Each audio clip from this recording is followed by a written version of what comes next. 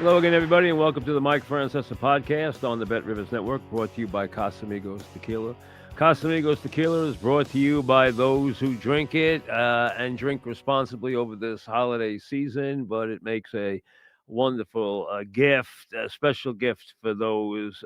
So check it out, Casamigos Tequila. Now, we're on the Mike Francesa channel on the Bet Rivers Network on YouTube on this Wednesday morning as we begin the serious countdown to Christmas. I was at the St. John's Big East opener against DePaul last night, which I'll get to in a little while. Let me start with the news yesterday that was uplifting for Yankee fans, and that was the trade for Cody Bellinger, which made plenty of sense. Once the Cubs got Tucker, you knew they were going to try to give the Yankees Bellinger. They did.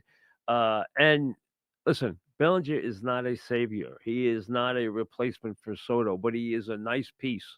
He's a guy who is not the player he was early in his career, but 25 doubles, 25 homers, 80, 90 RBIs, doesn't walk a lot, bat 260, can play multiple positions, mostly put him in the outfield. Good, solid left-handed hitter who will like Yankee Stadium. I think a good addition. Not a great player, but a good addition and a good fit for the Yankees. So again, they continue to move in the right direction. Get a starting pitcher, they did. All right, they paid handsomely for it, but they got him. Get a good reliever, they did. Get a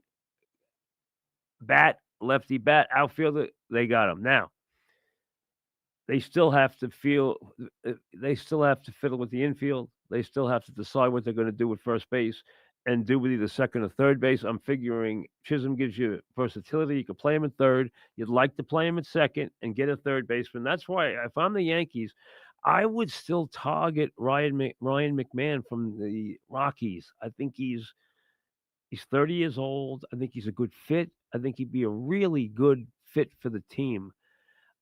He's a guy I'd be after. I'll tell you who else I'd be after, and I would be knocking on the Mets door about this and say to the Mets, "Hey, what do we have that's reasonable that fills a need and we can match?"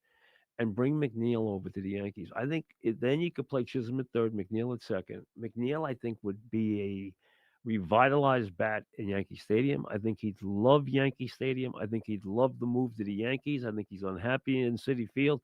I think he's one of the few Mets that doesn't really fit in. I think he'd be a very good addition to this team, and I think you could get him on a cheap. So I would be after McMahon, who I know they tried to get last year.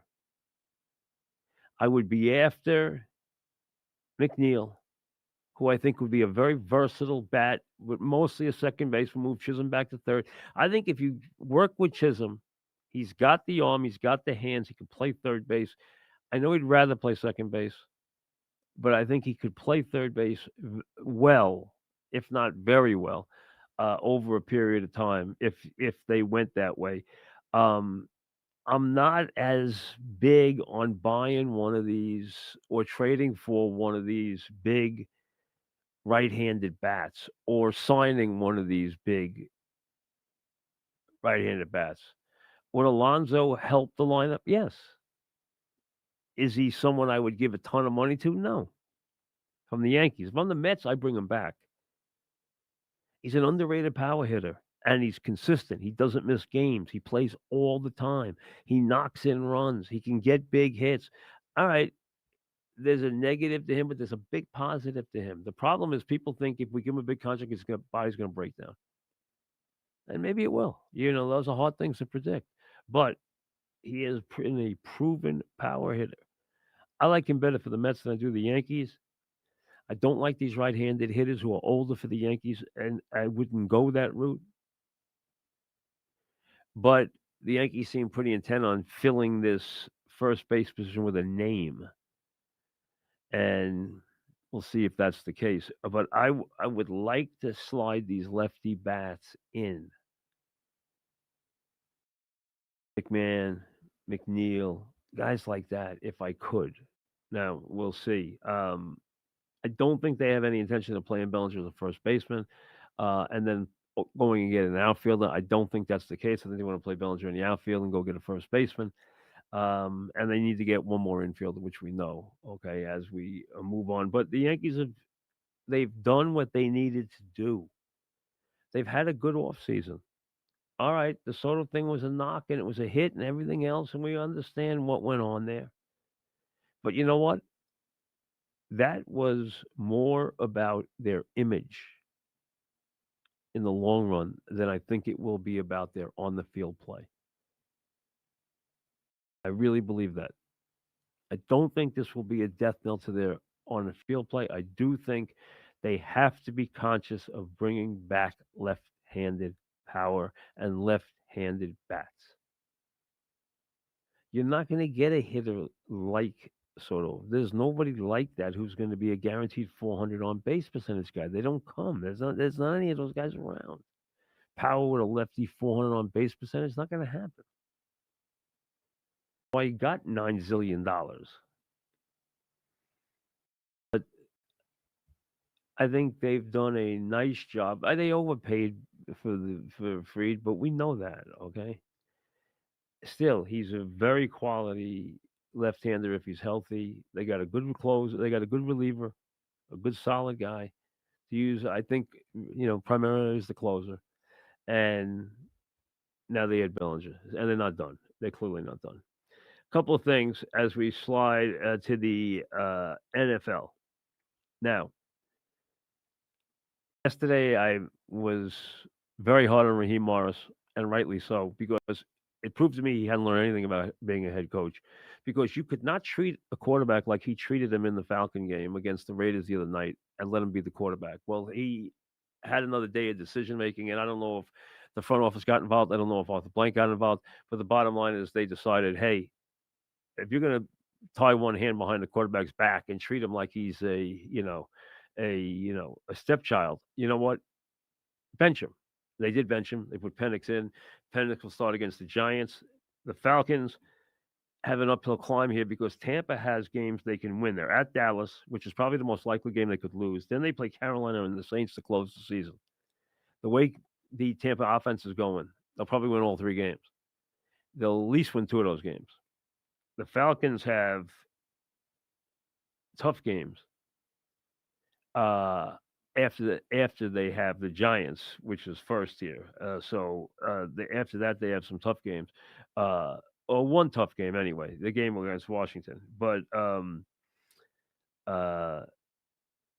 they obviously get a big break in the Giants this week. And Penix is a very, very calm performer. He's not young. He knows his role. He knows his job. He's going to step in. I think he's going to be okay. I think he's going to actually surprise. He's going to be pretty good, I think. Cousins, they destroyed. He is shot. I mean, he is.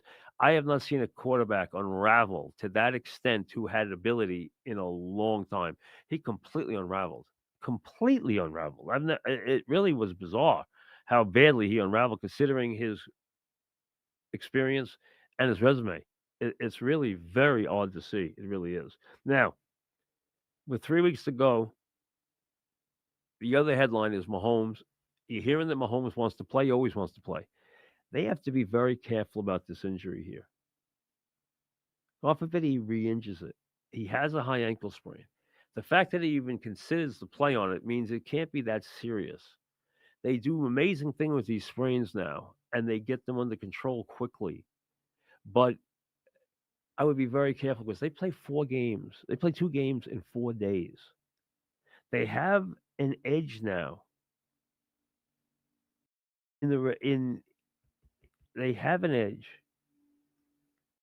for the first for the number one seed. Take advantage of that. If they play him against the Texans, I would not turn around and play him against the Steelers 4 days later. I don't even know if they're going to play him against the Texans. So they have the Texans Sunday, then they have the Steelers on Christmas Day. I'm very leery of playing him 4 days later. I'm very leery of playing him on the road in Pittsburgh against that defense where he could easily take a hard hit. In the last game of the year against the Broncos, they might not even need that game. They could have wrapped up the one seed by then if they keep winning, and then they could rest them. So we'll see how that unfolds. The AFC playoffs with the Colt loss, and I'm telling you, go back and look at that Taylor play because that Taylor play cost them that game. And it's a game Denver never should have won. And the Colts are going to rue the day that happens. especially if they wind up 9-8, which could easily happen because they have 3 games left, including a game with the Giants next week, that they can easily win. The AFC is pretty much set. You have Kansas City, Buffalo, Houston, Pitt, Baltimore, Denver, and San Diego. It would be highly unlikely. As a matter of fact, the least chance of making the playoffs of the teams that haven't already clinched is San Diego. They have looked bad the last couple of weeks, but their chance of making the playoffs is still 90%. The NFC is less certain. You have Detroit, Philly, Tampa Bay, and the Rams. Tampa has a 1-game lead on Atlanta. The Rams and Seattle are tied. Then you have Minnesota, Green Bay, and Washington. Green Bay and Minnesota are going. Washington they're 9-5. They have Philly, Atlanta, at Dallas. None of those games are going to be easy for them. They need to win one of them, or they could wind up in some issues with Seattle. I don't think Dallas can run the table. I don't think they'll beat Tampa this week. Detroit is obviously beat up with so many injuries. They have tough games. They still have to play the Vikings the last game of the season. The 2 big games in Week 18 that are going to be major games are going to be Seattle and the Rams, which will most likely be for the division title. Seattle at the Rams. Both are 8-6 right now. The Rams have the Jets and Arizona, and then Seattle. Seattle has Minnesota at Chicago, and then the Rams. Vikings and Lions play in Detroit the last game of the season. Could be for the division title. So those are the 2 big Week 18 games right now. And the Lions, who look like they had a great chance now, right now with all the injuries they have, especially on defense, and the loss of Montgomery at running back, you have to give Philly, you have to give Minnesota, and you have to give Green Bay especially. I'll tell you this right now. I would say both Philly and Green Bay both have Super Bowl chances now that are almost equal to the Lions, considering what's going on with the Lions right now. I would not put Minnesota in that class yet. And I'll tell you right now, be careful playing Tampa in the playoffs because their offense is lethal. And you also got to be careful with the Rams because their defensive line's coming on, their offensive line solidifying. And if their offensive line is any good, that means the quarterback, the running back, and the 2 great wide receivers, they are going to pop offensively. Plus, they're well coached. So the NFC has gotten much more interesting because of what's going on here, especially at the top with the injuries to the Lions. 3 weeks ago, Thanksgiving, it looked like the Lions were going to go to the Super Bowl. Now, the question is, can they piece it back together after 2 very fortunate wins and a loss to the Bills where they just got destroyed defensively? So a lot going on there. Atlanta at 7-7 makes the move to Penix at this juncture in Week 16. Mahomes, do you, don't you? How bad is the high ankle sprain? That's a big factor. How much can the Lions piece this back together after they get 2 more huge debilitating injuries to the defense, with losing a big tackle, losing a big corner, having so many people out on defense, losing Montgomery for the season. They are beat up in every way. Can Campbell put that thing back together right now? Can that defense get any bite at all to play in the postseason? You cannot go in and be sieve-like on defense and think you're going to get by teams like Green Bay or Philadelphia because it's not going to happen. They're going to run it right down your throat. And dealing with the Packer running game with Jacobs and dealing with Love and a myriad of receivers, that is a dangerous team. Very dangerous. And the Eagles, hey, their passing game is better than people think. Their running game is lethal. And their defensive line has become a force. The Eagles are real. As bad as they played down the stretch last year, that's how well they're playing down the stretch this year. They have to be taken seriously. In the AFC, I know everybody's in love with Buffalo. Do not, do not count out Kansas City. Do not count out Baltimore. I go back and forth on Pittsburgh.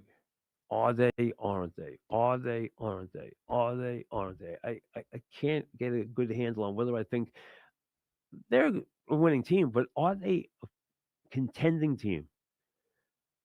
My feeling right now is no.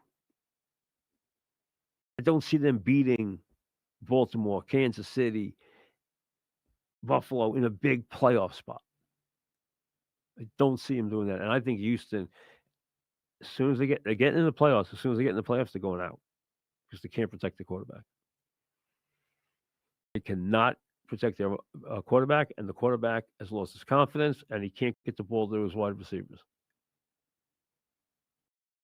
That team has taken some big hits. Is not real. It's going to go into playoffs this year and get blasted. It's going to make the playoffs, but it's going to go into playoffs. It's going to get blasted right away.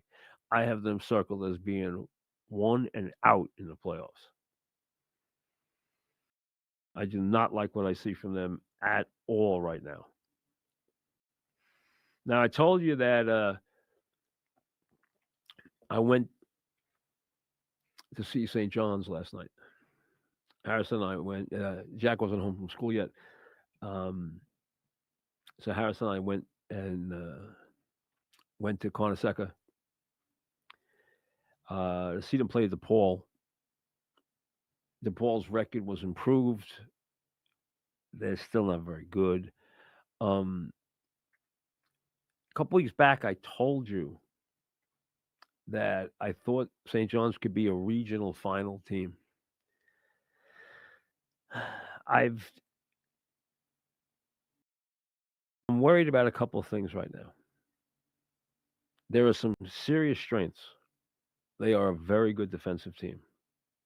They have a major developing player in Ojifa who is a very good defender, an active offensive player, an active rebounder, and a very good shot blocker. He's a developing player for them. Lewis is their best player. What I don't like about them is number one, while Richmond can get to the basket anytime he wants, and at times as a man playing against boys, you don't want him to do that because he can't make his foul shots. He can't make a three, he can't make his foul shots. And that's an issue. St. John's shooting is what really holds me back now. They don't get any easy threes. None. They don't get anything easy either in transition, break, secondary break, in the flow of their offense. Their half court offense is not good. They have to rely on one play. They can break it down off the dribble. Smith has had trouble fitting in. He's got a lot of talent. He can jump to the moon. He's got a handle. He can really pass, but he's been a bit of a discipline issue. He has not fit in well. And while Lewis can make an open three and Wiltshire can make an open three, they're not really confident three shooters and they don't get anything. And the only three guy they got, they don't really like that much as a player, and that's Dunlap. And he doesn't get good looks. They don't get good looks from three and big time teams. The teams they would have to beat to play in that upper echelon in the second weekend of the NCAA tournament. St. John's is going to make the NCAA tournament. They're going to make the NCAA tournament this year. They should have made it last year. They're going to make it this year. And I think they're going to play the second weekend. The problem is when they play in a Sweet 16 type game and they get a Sweet 16 type team, that team is going to have the ability to make threes and to get threes. And they don't have a guy who can do what Lanier can do for Tennessee. And they don't have guys who can just automatically, and those teams all do. They have guys who can knock down threes and knock them down. If they're open, they're going to knock them down. St. John's doesn't have that. If St. John's can turn you over, they are going to score at will because on the break they are lethal. They are athletic. They are quick. They are quick jumpers. They can attack the rim.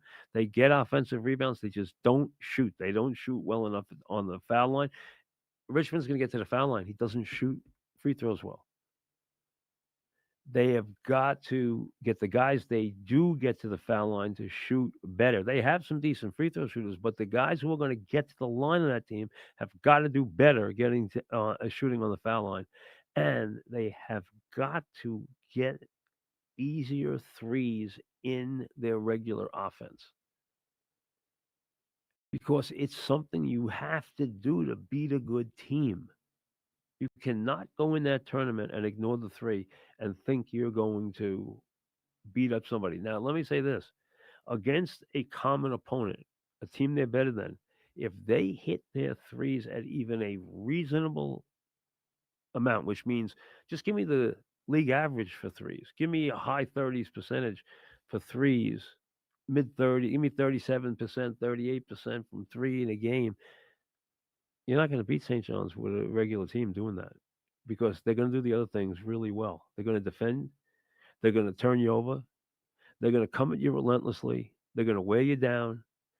They have athletes, Lewis and Smith especially, and a very much improving player in Ogier. He's getting better and better and better. And they will beat most teams with their athleticism and with the way they play. Beating good teams when they struggle from the perimeter will be the problem. They are not in that league right now with those teams. And the question is in their league, can they be in contention with Marquette? Can they be in contention with the ever improving Connecticut team, which has showed you already that they are starting to turn the corner? They took their lumps. They took the lumps in the Dayton game. They lost those one pointers and then lost the Dayton game, and everyone said, "Oh, look, they're not real." And now look what they've done since: a win at Texas, a win against Gonzaga. You know what? They're getting better and better, and with Hurley, they're going to get better and better. St. John's has to prove they can beat Marquette. Has to prove they can beat UConn.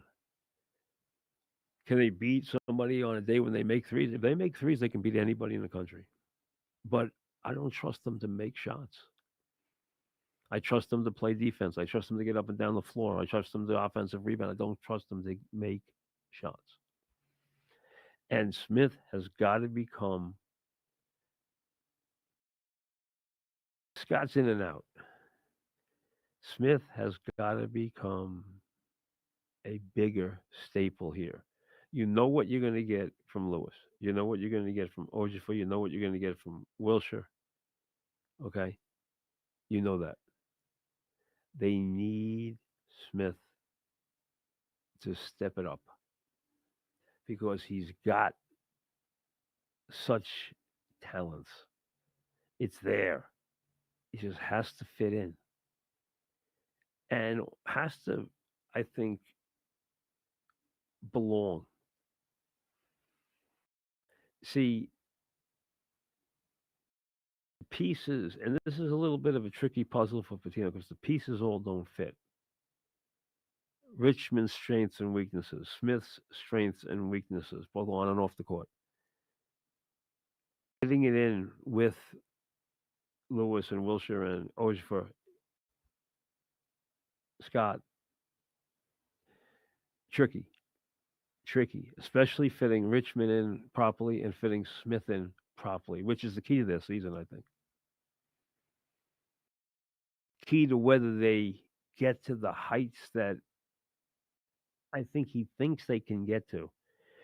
If he's playing on a high level and you know, he gets up to where he starts to be a confident three shooter and they get him some threes in their regular offense. and he becomes more of a regular staple in that offense instead of in the side. They can be better because Lewis is their best player, but he's a very streaky outside shooter. Can he go to the basket? Yes. Is he gifted? Absolutely. A very good player. Budget for an improving player. Wilshire is going to make threes. He's going to make shots. But Smith could be he can take his game to here, or he could be down here and be a problem. And that's going to be what I think decides who they are. There's the pieces don't fit yet. I can see what he's trying to do. I can see the players that he's trying to build up to where and develop to where he can use them when he needs them in big spots, like Ojiva's in foul trouble. Can I use this big because Ojiva's in foul trouble? Can I get 5 good minutes out of this guy? Right now, he can't. Can he by February, March? That's what he'll try to do because he develops players very, very well individually. But it's no secret Smith hasn't fit in well in any way, physically, emotionally, in terms of the offense and everything else. But they have talent, they have ability, and bad teams have no chance against them. Because if you don't have a certain requisite talent, you are not going to be able to play with them because they're going to take you out of they're going to take you out of your offense with their defense. And when Ojif is on the floor, you are not getting to the front of that rim. Floor is to it. Case closed. You're not getting to the front of the rim. He's really good, and he's improving. So tournament, yes. Better than that, they still have to get better, and the pieces have to start to fit better, and that's what we'll watch as it develops. But there's something there. There's no question. Last night they demolished DePaul, and they'll continue to demolish teams like that. That's not the point. The point is, can they beat the big teams? And can they make the big shot when they need? See, there's going to come times in critical games where you need to make the big three. That's what sways the game. You cannot ignore that as a weapon. And they don't have that yet. I hope so. They can get it. Now, we tell you about squares all the time. Players can place same game parlays on college football, and you got some big games coming up starting Friday night with Notre Dame and Indiana, the playoff games, the bowl games, some interesting bowl games. What's happened to the bowl games, though, is the players that sit out have completely taken away. In the playoff games, the teams are not going to sit out, which is the players are going to play. In the bowl games, there's bowl games that are just rendered useless because you just don't know who's going to play. And then you hear, oh, this whole team's not playing their whole offense. Or, this team can't go to a bowl because they're sitting out so many players. And this many players went in the portal. And then it's a nightmare when it comes to the bowls. It's really hurt the bowls dramatically, but that's why the playoff is going to be so special. But you can get your squares by playing college football, the same game parlays, and of course NFL games to earn squares. Or the exclusive squares game offers additional chances at profit boosts and bonuses, and of course, maybe instant jackpots. 10,000 in bonus money can be yours just like that. So play the squares game on college football same game parlays, on NFL same game parlays. Check it out. Go to the app, go to betrivers.com and check out their exclusive squares game, which has become very, very popular with the fans. Very, very popular. Yesterday it was kind of a throwaway.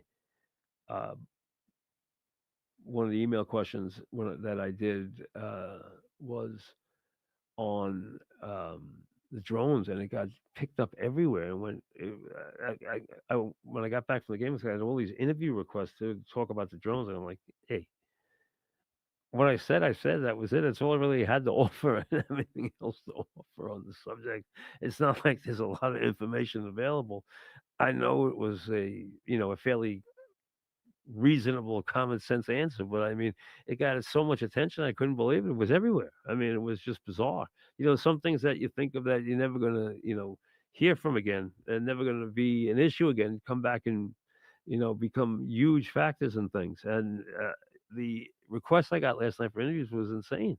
I was getting, and from these news shows all about the drones, like I had something really to offer. I don't. I just gave you my reasonable opinion on what I thought it was, and that was it. And that was, it just struck a chord somewhere along the way. You just never know about stuff. You really don't. So, obviously, a very, very interesting time. Oh, I wanted to touch on this too. The NBA's acknowledgement that the TV ratings were disappointing for their in season competition, blaming it on the demise of cable rather than blaming it on the product. Hey, the NBA has a problem with their regular season. They have a problem with the value and what anybody, including their fans, perceive now as the value of the regular season. Blame that on rest management. Blame that on the fan and the players now cavalier and teams cavalier approach to just rest players at whim. So if you don't care enough about the game to play your players in it when they're healthy, why should the fans care about the games? Then you put together this completely, completely useless, completely insulting competition and try to build it into something. And then the fans don't respond. And you say, well, that's because, no, it's because you tried to give them garbage and tried to make it meaningful. It's not meaningful. It's garbage. And the other problem that this sport has now, other than the devaluation, they still have a good game in the postseason. Good, not great. Problem they have now with the quality of their play is what has gone on with the 3-point goal. They have got to rethink whether they have to legislate against it. They cannot allow the 3-point goal to be the primary part of this game, where this game is basically a 3-point shooting contest, night in and night out, with teams now hoisting outrageous numbers of threes night after night after night. That's not what the three was meant to be.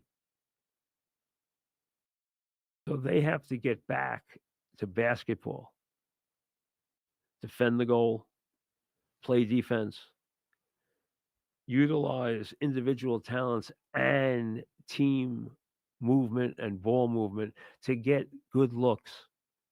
But it all now can't be about the fact that you just want to get the three and that the two is a bad option. It cannot be the game. The amount of threes is destroying the quality of the NBA game. And the NBA has to understand it is a huge problem, not a small problem, an enormous problem. It is it is infecting the integrity of their game, and they must examine how to change that. Of course, it's imperative if you want the game to get back to where it was. The evaluation of their regular season is going to be a problem because it has become second nature to these teams to rest players and to just have no problem to tell, oh yeah, we got a big game tonight, but we're not playing A, B, and C. What? This sport grew up on Iron Men who never took off a game, who played hurt, who played sick, who never took off a regular season game. Not, I'm going to rest my guy tonight because it's one of those nights where he just needs the night off. How insulting is that to somebody who paid big money to see that player come to their town? You cannot have such disregard for your fan base. The NBA has serious problems and they better address them. Or they're going to get more. They're going to fall back and tell you how we're a game that's big on social media and big in streaming, and we're in the avant-garde. We're ahead. Our fans are, they're ahead. They're younger and they're hipper and they use social media differently and they digest the game differently. Nonsense. They're not digesting the game. Your product stinks. Do something about it. See you later.